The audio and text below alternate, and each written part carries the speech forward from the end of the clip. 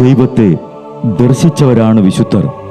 ആ വിശുദ്ധരോടൊപ്പം മാലാഖമാരുമായി സ്വർഗീയ ആനന്ദത്തിൽ ആയിരിക്കുന്ന ഞങ്ങളുടെ വാത്സല്യനിധിയായ അമ്മ ത്രേസ്യാളിൻ്റെയും പ്രിയ സഹോദരങ്ങളായ മണിദാസിൻ്റെയും ബ്രൈറ്റിൻ്റെയും പാവന സ്മരണയ്ക്ക് മുൻപിൽ ബ്രൈറ്റ് ഗ്രൂപ്പ് ഓഫ് അക്കാഡമീസ് പ്രാർത്ഥനാപൂർവം സമർപ്പിക്കുന്നു ഇന്നത്തെ വിശുദ്ധർ.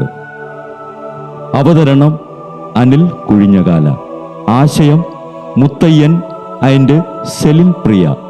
സംവിധാനം സ്റ്റെനി ആൻഡ് സ്റ്റെനിച്ച്. ഇന്നേ ദിവസം തിരുസഭ മാതൃകയായി നൽകിയ വിശുദ്ധരെ അനുകരിച്ച് പ്രാർത്ഥനയോടെ ആ പാത പിന്തുടരുന്ന നിങ്ങൾക്കേവർക്കും കർത്താവിൻ്റെ തിരുമുഖം ദർശിക്കാൻ കഴിയട്ടെ എന്ന പ്രാർത്ഥനയോടെ ഞാൻ നിങ്ങളുടെ സ്വന്തം ജസ്റ്റിൻ. ഇന്ന് ഫെബ്രുവരി 6, വിശുദ്ധ ഗോൺസാലോ ഗാർസിയായുടെ തിരുനാൾ. പോർച്ചുഗീസുകാരനായ പിതാവിൻ്റെയും ഈസ്റ്റ് ഇന്ത്യയിലെ ബാസൈനിലെ കാനറീസുകാരിയുമായ മാതാവിൻ്റെയും മകനായി ജനിച്ച ഗോൺസാലോ ബാസയിലെ ഫോർട്ടിൽ ഈശോ സഭക്കാരുടെ കീഴിലാണ് വിദ്യാഭ്യാസം നടത്തിയത്. 24 വയസ്സുള്ളപ്പോൾ ബാസയിൽ നിന്ന് ബഹിഷ്കൃതരായ ഈശോ സഭ വൈദികരുടെ കൂടെ ജപ്പാനിലേക്ക് ഗോൺസാലോയും പോയി. അതിവേഗം ജപ്പാൻ ഭാഷ പഠിച്ച ഗോൺസാലോയ്ക്ക് അവിടെ ധാരാളം സുഹൃത്തുക്കളുണ്ടായി. 8 കൊല്ലം ഉപദേശിയായി അവിടെ പ്രവർത്തിച്ച ശേഷം അൽഖാവോയിൽ ഒരു കച്ചവടം ആരംഭിച്ചു. മെച്ചപ്പെട്ട തൊഴിലിൻ്റെ ഭാഗമായി പലപ്പോഴും മാനിലാക്ക് പോവുകയായിരുന്ന ഗോൺസാലോ ഫ്രാൻസിസ്കൻ വൈദികരെ പരിചയപ്പെടുകയും ഒരു അൽമായ സഹോദരനായി അവരുടെ കൂട്ടത്തിൽ ചേരുകയും ചെയ്തു.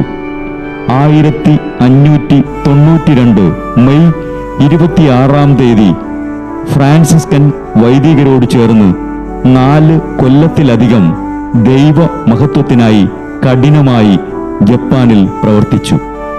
ഈ മിഷണറിമാരുടെ പ്രവർത്തനം തൻ്റെ സിംഹാസനം തകർത്ത് കളയുമെന്ന് ഭയന്ന ചക്രവർത്തി 1596 ഡിസംബർ 6 26 മിഷണറിമാരെയും വീട്ടുതടങ്കലിലാക്കി.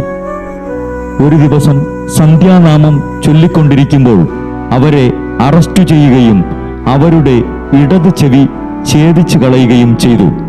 1597 ഫെബ്രുവരി 25 നാഗസാക്കിയിൽ വെച്ച് അവർ 26 പേരെയും കുരിശിൽ തറച്ചു. ഗോൺസാലോ ഗാർസിയായെ 2 പേർ കുന്തം കൊണ്ട് കുത്തി ഹൃദയം ഭേദിച്ചു. ആ സമയം വിശുദ്ധൻ ദൈവസ്തുതികൾ പാടിക്കൊണ്ടിരുന്നു.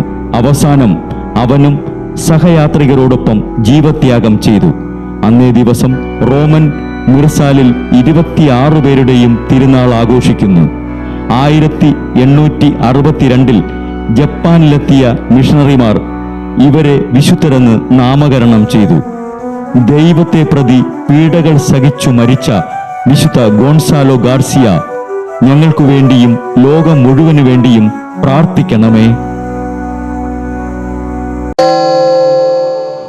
ബ്രൈറ്റ് കുടുംബത്തിൽ നിന്നും കർത്താവ് തൻ്റെ മുന്തിരിത്തോപ്പിലേക്ക് വിളിച്ച് പൗരോഹിത്യം നൽകി അനുഗ്രഹിച്ച റവറൻ ഫാദർ ബിൽ ബ്രൈറ്റും സന്യാസത്തിലേക്ക് വിളിച്ച് അനുഗ്രഹിച്ച് മണവാട്ടിയാക്കിയ സിസ്റ്റർ മരിയ ജോസും വിശുദ്ധരെ അനുകരിച്ച് ഇവിടെ ഈ ഭൂമിയിൽ ആത്മാക്കളെ നേടാനായി ഇരുൾ വീണ താഴ്വരയിലൂടെ നടക്കുമ്പോഴും പൈശാചിക ശക്തികൾ വിടാതെ പിന്തുടർന്ന് പീഡിപ്പിക്കുമ്പോഴും മരണം നിഴലായി കൂടെ നടക്കുമ്പോഴും ദിവ്യകാരുണ്യം എപ്പോഴും ആത്മാവിന് കരുത്തേകും പോലെ തിരുവചനമെന്നും പാതയിൽ വിളക്കായി ജ്വലിച്ച് ആ ജ്വാലയിൽ അനേകായിരം ആത്മാക്കളെ നേടിയെടുക്കാൻ സകല വിശുദ്ധരെ മാലാഖമാരെ ഇവർക്കു വേണ്ടി എപ്പോഴും കർത്താവിനോട് മാധ്യസ്ഥം വഹിച്ച് പ്രാർത്ഥിക്കണമേ. അനുദിന വിശുദ്ധർ നടന്ന വഴിയെ നടക്കുന്ന ഇവർക്ക് പിന്നാലെ കൽപ്പനകൾ പാലിച്ച് കരുത്തോടെ നടക്കുന്ന ഞങ്ങളും ഞങ്ങളുടെ പ്രിയപ്പെട്ടവർക്ക് അരികിലെത്തി നിത്യസൗഭാഗ്യം പങ്കിടാൻ അനുഗ്രഹമരുളണമെന്ന് കർത്താവെ, അങ്ങയോട് ഞങ്ങൾ പ്രാർത്ഥിക്കുന്നു.